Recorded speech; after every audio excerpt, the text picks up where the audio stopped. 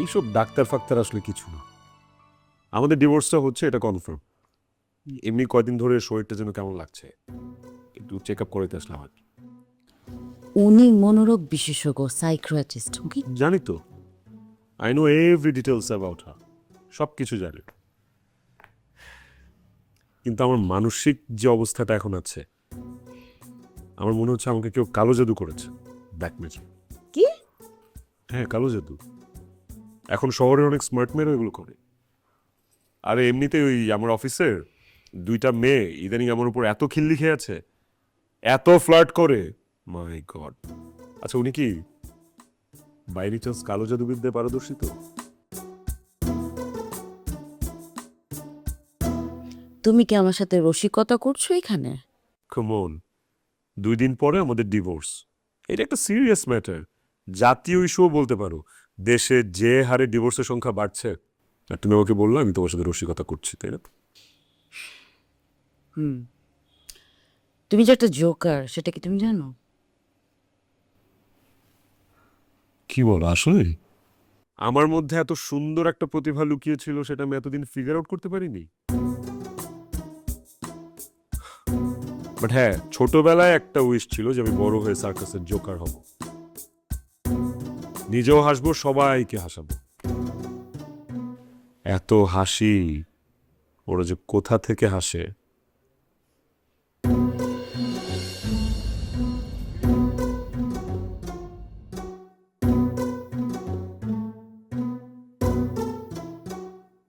কি ব্যাপার, আপনি মাস্ক পরে আছেন কেন? আমি আপনাদের একটা টেস্ট নিচ্ছিলাম। এই যে আপনারা আমাকে মাস্ক পরা দেখে ভয় পান কিনা, অবাক হন কিনা। আপনারা দুজনেই কিন্তু ভয়ও পেয়েছেন, অবাকও হয়েছে। তার মানে আপনাদের মাথায় কোনো সমস্যা নেই, মানে আপনাদের কোনো মেন্টাল প্রবলেম নেই। হুম, ভয় আপনার এই উদ্ভট মাস্ক দেখে পাইনি, ভয় পেয়েছি আপনার চেহারাটা দেখে। আপনি ভয়ঙ্কর সুন্দরী। ডাক্তারদের এত সুন্দরী হওয়া উচিত না আসলে। বউকে পাশে রেখে ফ্লাইট শুরু করেছেন। ওয়েল, কিছুদিন পর আমাদের ডিভোর্স হচ্ছে, তাই আমিও এখন থেকে অপশনগুলো একটু দেখে রাখছি।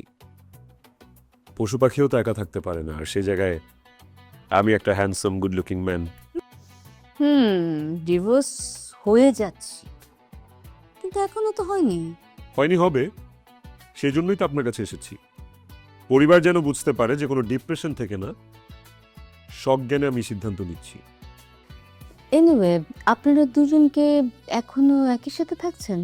একই সাথে থাকছি বলতে একই ছাদের নিচে থাকছি, বেড শেয়ার করছি না অবভিয়াসলি। কথা বলতে গেলেই ঝগড়া হচ্ছে, সো কমিউনিকেশন ওভাবে হচ্ছে না। আপনি চাইলে ওর কাছ থেকে ক্রস চেক করে নিতে পারেন। আপনি তো ভীষণ রসিক। অবশ্য বোকা মানুষরা রসিক হয়। আপনাদের ডিভোর্সের ব্যাপারটা কি আপনাদের ফ্যামিলি জানে, মানে আপনার ফ্যামিলি জানে? না, আমার বাবা মাকে এখনো জানানো হয়নি। আসলে ডিভোর্স তো হবে আজকে না হয় কালকে, কিন্তু যখন হবে তখন জানবে। আগে থেকে বললে ওনারা ব্যাপারটা আসলে ঠিকভাবে নিতে পারবে না অবভিয়াসলি। আগে থেকেই বললে এই যে তীব্র কষ্ট বয়ে বেড়াবার যে যন্ত্রণাটা, কি দরকার? ওনাদের তো বয়স হয়েছে, আর ওনাদের মেয়ের ডিভোর্স হচ্ছে, ব্যাপারটা তো এন্টারটেইনিং না। Good point. আপনার ফ্যামিলি নিশ্চয় জানে।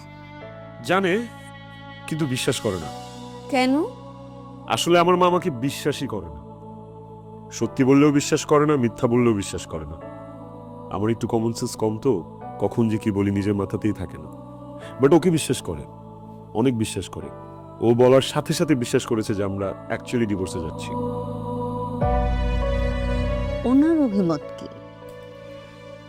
ওয়েল, অভিমত হচ্ছে ডিভোর্স নিচ্ছি নেই, কিন্তু কোনো আইনি জটিলতা যেন না, সেই জন্য উনি লয়ার হায়ার করে দিয়েছেন। আর উকিল সাহেবের মনে হয়েছে আমাদের মাথায় ডিস্টার্ব, সেই জন্য আপনার কাছে পাঠিয়েছি। ম্যাম, ওর সাথে কথা পেঁচাবেন না, ও শুধু কথাটাই শিখেছে। আমরা যে কারণে এসেছি, প্লিজ ওটা নিয়ে কথা বলি। আপনি এত অস্থির হচ্ছেন কেন? ডাক্তারের কাছে এসেছেন, রোগ সম্পর্কে তো জানতে হবে, ধীরে ধীরে বলুক। যদি রোগ সম্পর্কে ভালো করে না জানি তাহলে তো ভুল ট্রিটমেন্ট হবে, তাই না? আচ্ছা, আপনার কেন মনে হলো যে একসাথে থাকা সম্ভব না? ম্যাম, একসাথে থাকা সম্ভব, কিন্তু একসাথে থাকাটাই কি সম্পর্ক? আচ্ছা, আপনাদের বিয়েটা কি অ্যারেঞ্জ ম্যারেজ না লাভ ম্যারেজ? অ্যাপ্রোচ আমার দিক থেকে ছিল, বাট তারপর হাতে পায়ে ধরে আমি ওকে রাজি করি। এই এক্সকিউজ মি, তুমি আমার হাতে পায়ে ধরে তারপর রাজি করিয়েছো?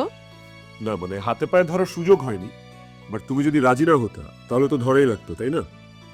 ব্যর্থ হাজবেন্ড হতে পারি, ব্যর্থ প্রেমিক তো আর ছিলাম না। ম্যাম আই এম সরি, আমি আসলে আজকে উঠি, ডান ফর টুডে।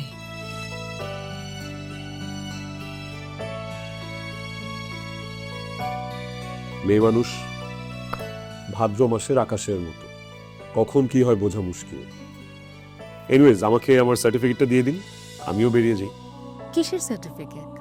আমি যে পাগল না, সেই সার্টিফিকেট, যেখানে স্পষ্ট লেখা থাকবে যে রোহান মল্লিক একজন সুস্থ মস্তিষ্কের মানুষ। আচ্ছা, আপনার কি আমাকে পাগলের ডাক্তার মনে হয়?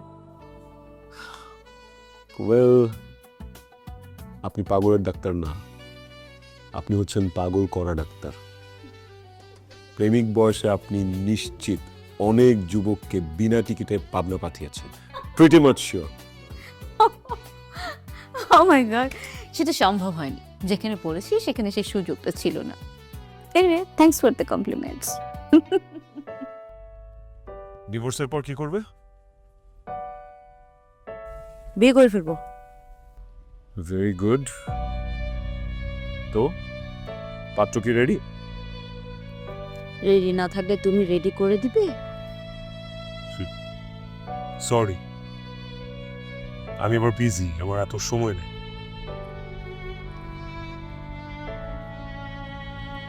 বাট গুড ডিসিশন, বিয়ে আসলে করাই উচিত। মানুষ আসলে পরজীবী, একা একা বাঁচতে পারে না। সুখে থাকার জন্য একজন মানুষ লাগে, আর দুঃখ দেওয়ার জন্য একটা মানুষকে জীবনের পাশে লাগে। গোপাল ভাঁড় থেকে তো তুমি ডিরেক্টলি ফিলোসোফার হয়ে গেছো। আমার সাথে থেকে থেকে তুমিও তো একটু গোপাল ভাঁড় হয়ে গেছো। আনফর্চুনেটলি রসিকতার বদভ্যেসটাই আয়ত্ত করতে পেরেছি।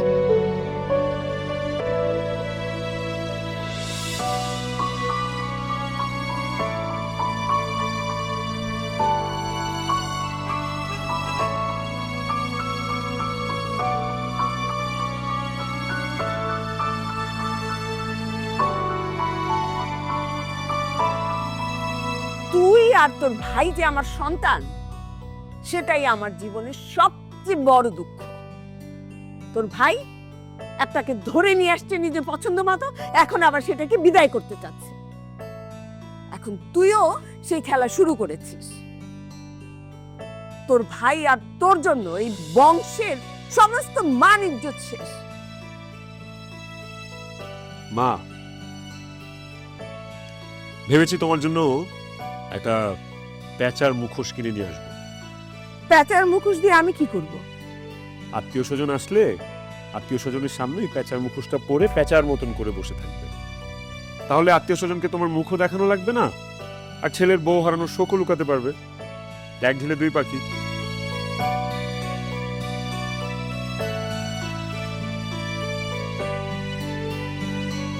আর তুই হাসিস কেন? হ্যাঁ,